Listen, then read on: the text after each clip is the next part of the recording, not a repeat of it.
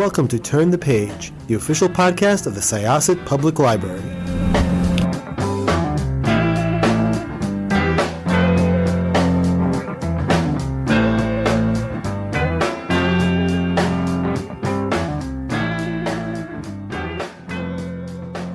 Hello, everyone. Welcome back to Turn the Page. I'm your host today, Jen, and I am joined by the author of a short but sweet and not so sweet book that really ate up my whole weekend. It was such a I'm really trying not to curse because I'm a civil servant, but it was like really like a mind trip, you know? It was and I'm so excited to talk about it. So welcome. Could you please introduce yourself and your book, please? Yes, thank you very much for having me. My name is Lindz McLeod. I am a queer writer and poet. I've had work published in Apex, Catapult, and Pseudopod, and so forth and so on. And Sunbathers is not my first foray into horror, but it is my first foray into erotic horror. Although, who's to say? Maybe all horror is intrinsically erotic in some way. I do have a question about that, so that's great. Yeah. So I'd love if you could talk a little bit about the journey to the book. You've talked about some of the very esteemed publications in which you've been featured. And I think, if I understand correctly, this started as a short story. So It did. I'd love to know about the process of expanding that and sort of where you identified the places to get a little bit bigger and, you know, how that worked for you. Yeah, so it's actually something that I do quite a lot. To my own detriment, I think. Often I write a story and then think, oh, there actually is something more to this world, or I want to stick around here a little bit longer, or my fiance or one of my friends who've read it will say that they want more, and then they won't stop pestering me until I do it. So, and yet Sunbathers did start off as a short story. I had actually originally sent it over to Caitlin Marceau, who's the editor-in-chief of Hedony, and I was at the time trying to get her to write a novella with me. And instead, she was like, actually, I'll be opening an imprint. And, you know, would you consider writing this as a longer story? And without even knowing if it could be done, I agreed, because that's my thing, is agreeing to things, even though I don't know they're going to work out. It's something, as I said, I do quite a lot. I've actually written and delivered courses on exactly this. I've got a course called From Acorn to Oak, where I talk about how to take a short story idea and expand it. And it's interesting the ways in which you can do that, and focusing on not just the main plot, but like what are the subplots, you know, how do we avoid the quintessential Mary Berry soggy bottom of the middle? And how do we kind of keep it going all the way through? Is there more to this world? And if so, how do we explore that? I really like the way in which, you know, because I read the short story too, and I like the way that it expands it and also like sort of changes the mood and the vibe a little bit, I would say. Yeah. The short story kind of reads like a particularly sexy episode of like The Twilight Zone or something, you know? Well, thank you. That's the greatest compliment. And the novel, the fuller length one, really expands on that mood, but also like complicates it a little bit, I feel like. Yeah. And I'm curious for the story altogether, what your inception point was. Was it a character? Was it the world itself, or was it like a creature, perhaps? It was really just, as with a lot of my stories, it started off with a very stupid joke and then grew into something kind of serious. So I feel like I'd seen quite a lot of vampire stuff, and I kept sort of thinking, you know, actually, a lot of the most horrific things that I've written about in fiction don't happen in the darkness. They don't happen at night. They often happen in the full bright light of like a summer afternoon, because I think that's almost worse if you take the horror, if you drag it out into the sunshine and you can see the full extent of it. There's something much worse, that if the sun does not dispel the horror and it remains there. And along with that idea, we had been watching What We Do in the Shadows, which is obviously the TV show, which is fantastic. And I had started thinking, you know, I feel like we are always seeing vampires portrayed in very, very similar ways. And, you know, the coffin is a huge part of that. That's where they sleep at, you know, during the day. And I thought, what if instead of a kind of a nighttime, like a nocturnal vibe, what if the vampires were daywalkers instead? What if they were all daywalkers? And then instead of a coffin, what if they slept in tanning beds? And of course, it was a very short step from there to, and what if they're all kind of terrible sort of Jersey Shore-esque influencer types who are just very waspy and determined to either convert or kill everyone who doesn't subscribe to their particular brand of sun cult worship.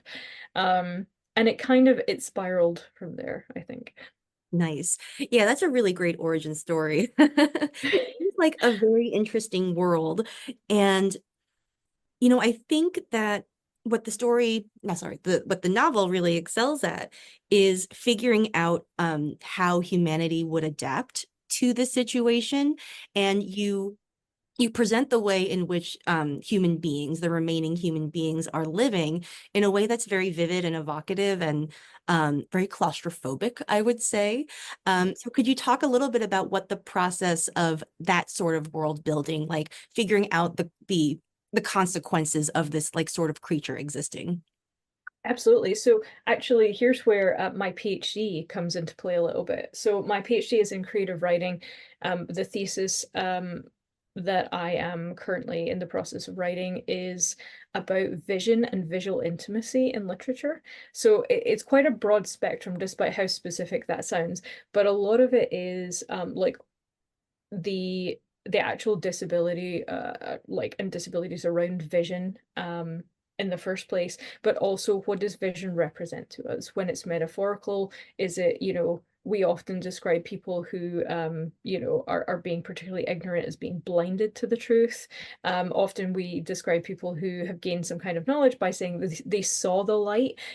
We're quite a visual species, but when you take that away, how are you ranking the other senses? How do they come into play? And as a writer, I'm always thinking about making sure I get those senses in, because that is how you create a 3D world. You don't want it to just be this kind of visual but two-dimensional thing. You really want, the readers to be there. And actually, I would have normally used probably more smells in a different way before, but after I had COVID, I lost my ability to identify smells and flavors, and it still hasn't come back.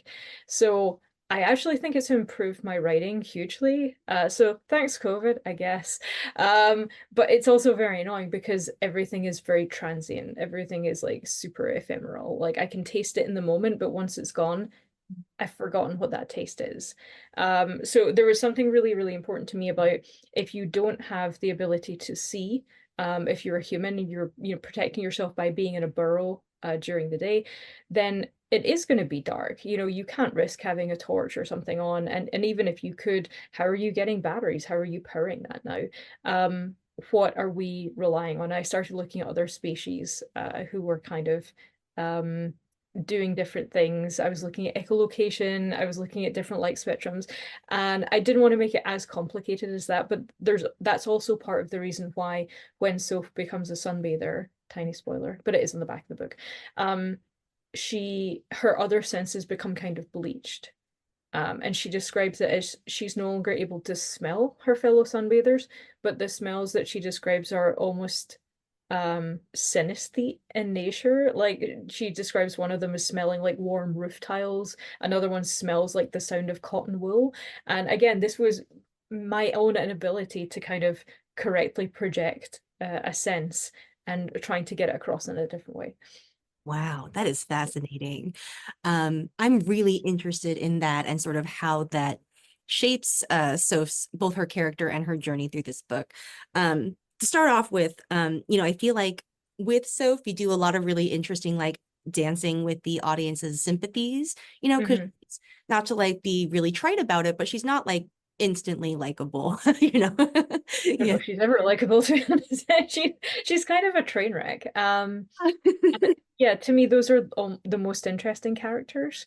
I read at the start of last year, I read Eliza Clark's Boy Parts, and the whole way through, I had the same kind of feeling that I was keeping in mind when I was writing Sunbathers of, God, you're a train wreck. I can't wait to see what you do next, what horrible thing you'll do, and also what happens, because these actions will come back to bite you. There are always consequences for the way you're acting. But Soph was very interesting because I let her be much worse than I normally let characters be. I almost encouraged it.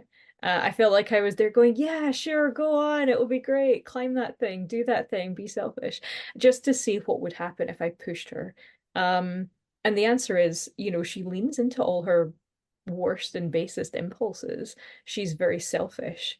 And I think in another writer's hands, or even in my hands at another point in my life or career, I might have been tempted to let her become noble and let her become, but actually, we all like to think in a post-apocalyptic scenario that we would be very brave and we would do, great things. And I'm not saying that humanity isn't capable of doing wonderful things and helping each other and having compassion, but at the same time, sometimes we can be very casually cruel, and sometimes we can be purposefully cruel as a species.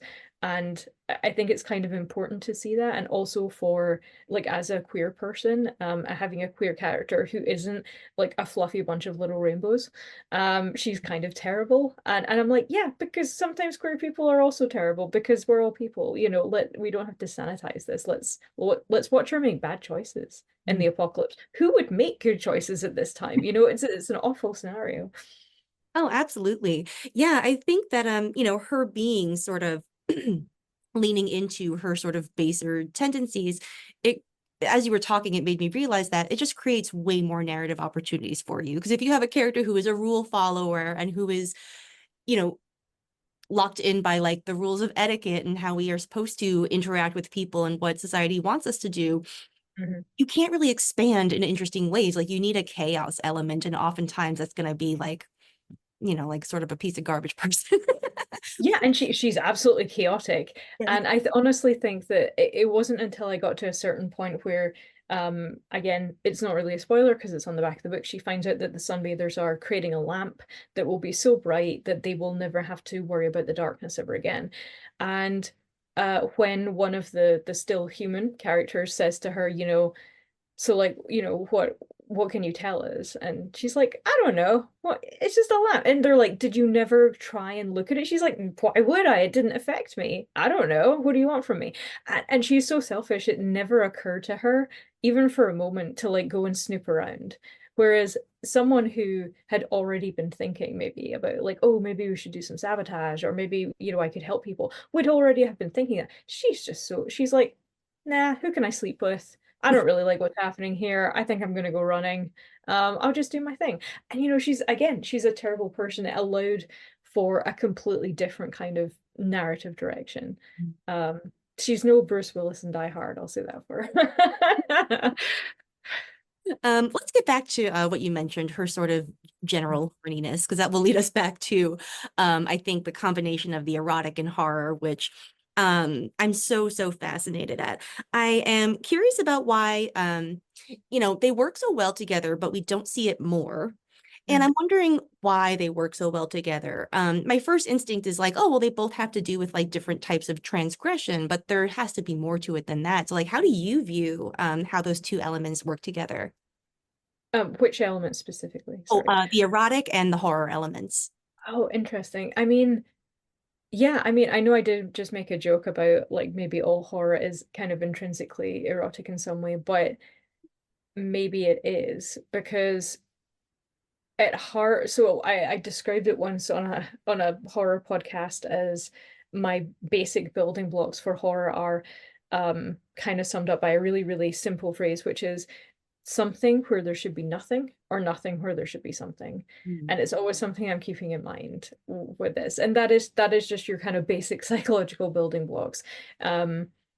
Is there If there is nothing where there should be something, then you're experiencing like a loss, you're experiencing a lack, you're experiencing instability. If there is something where there should be nothing, then you're kind of being invaded, or pushed or compromised in some way. And I think the boundaries between that are also about control and power, which is also kind of, to some degree, what a lot of sex and sexuality is about as well. Is about what you can do with your body, what you will let happen to your body, and like what you want to let it happen, want to let it do, essentially. I will say that the sex scenes in Sunbathers, I think, are more tongue-in-cheek than maybe some of the other stuff in Head and A's catalog. There's a couple of lines that I hope the narrator can read it with a straight face when she's producing the audiobook, but I was giggling over it quite a lot. And I think for Soph, the idea of sex and sexuality is something that she struggles with from the very start. You know, she's with her girlfriend who clearly loves her, and at the same time she's very disassociated from it, and she seems to feel like becoming a sunbather will put her back in tune with her body again. It will like cleanse her, it'll make her pure in this way, and it just doesn't do that because there was nothing wrong with her to begin with. She just kind of couldn't accept that. So I think there's a lot in there about how I personally feel about the standards to which we hold ourselves when we, you know, look at society and look at the majority and the ways in which we deem ourselves acceptable or other people deem us acceptable in order to exist. Again, I'm like, it's both very sexy and not at all sexy in a way. yeah, it's Schrodinger's sexiness. Like, yeah. I really like that view of it. It's really interesting to me that like there are also massive differences in between because I hope this doesn't spoil anything. I'll edit this out if you wish, but Soph has sex both with other human beings and with other sunbathers once she turns, and the sex is very different. And one of the things that really interests me, getting back to your point about like, you know, the darkness that the humans experience taking away one sense from them, all of the sex scenes from before she turns, you don't have that visual element. And so sex is kind of described through a lot of other senses, which is super interesting to me. I guess like you could talk a little bit about, if you want to, the way that like sex tells you about the perspective or the worldview of the people engaged in it. Yeah, I mean, certainly for the sunbathers, sex is this en masse heterosexual participation, is not voluntary ritual. You are compelled to do it. You have to do it in full view of everyone else. There is no deviation allowed.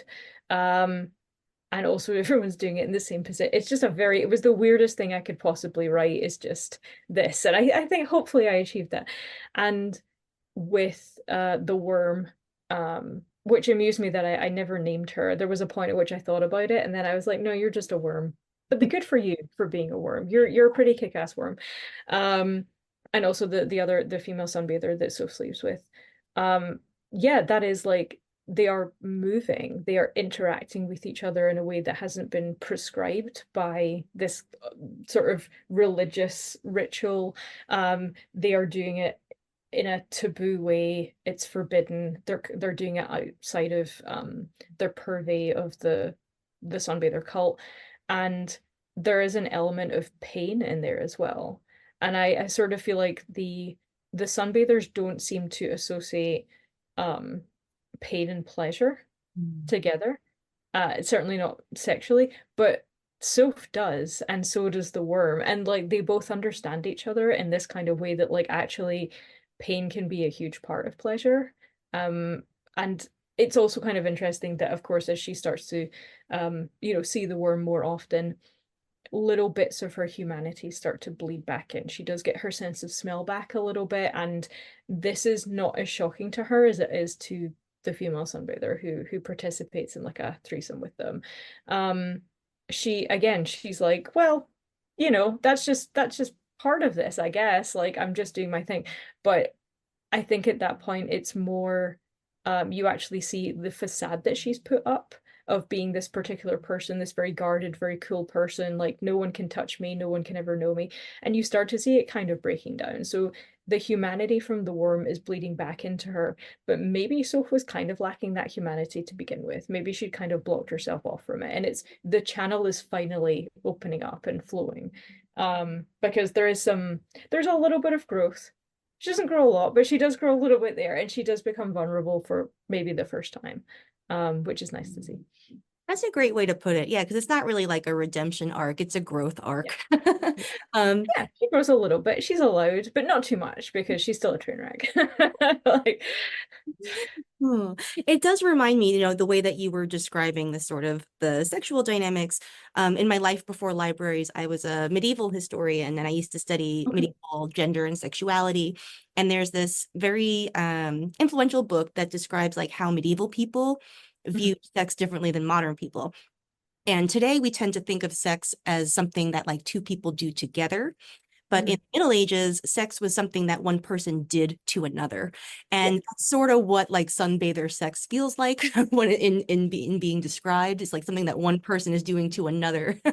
Whereas like, yeah, the human sex is like more participatory and yeah, yeah. cool. Yeah, and I guess when you consider that particularly in like that period of time, um there wasn't the concept of privacy for things like that we would have known now. Like, you would have had your children, even when they were grown, maybe sleep in the same room and like, but things you would still have been having sex with your husband, which of course now we think of as insane and abhorrent, but actually like would have been perfectly normal for the time period. Yeah. Things change. Yeah. Well, this has been so interesting, and I'm so thankful that you came to talk to us. Oh gosh, I didn't even mention the cover yet. The cover is so cool. Could you talk It a little is. bit about the cover? Oh, yeah, it's But amazing. yeah, so my artist, Evangeline Gallagher, is absolutely incredible. They actually did the cover of another book, which I had seen and was like, oh well, wow, if we could like get this artist, I would be absolutely over the moon. I couldn't believe it when they were confirmed.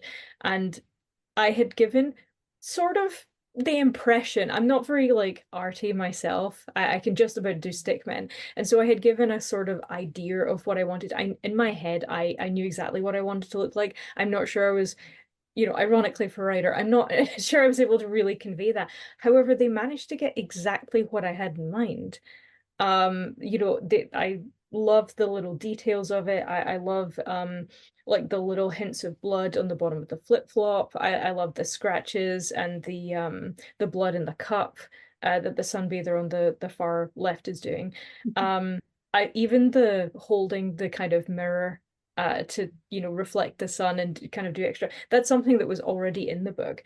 And just to have the shore, the sea of blood creeping onto the sand as well. I thought it was a fantastic way to portray that. It just gives what could have been from a distance, quite a nice like cover. It gives it this horrible kind of gory extreme edge. Mm. And I'm over the moon with it. I don't know if I've ever loved a cover quite as much as this, or maybe I never will. I'm just like obsessed with it. It is great. And I am so excited for our patrons to not only see the cover, but to read the book. And yeah, thank you again for stopping by. It's been really great. Thank you so much for having me. No problem. Okay, patrons, listeners, now it's your turn. By the time that you hear this, it will be one short day from publication. So if you're listening to this on Thursday the 5th, make sure that on Friday the 6th, you go out and you get this book. Go find Sunbathers at your favorite independent bookstore or library, wherever you like to go for those things. All right, it is now time to close this chapter. Thank you for joining us. Bye. It's time to close this chapter of Turn the Page. Join us for the next episode.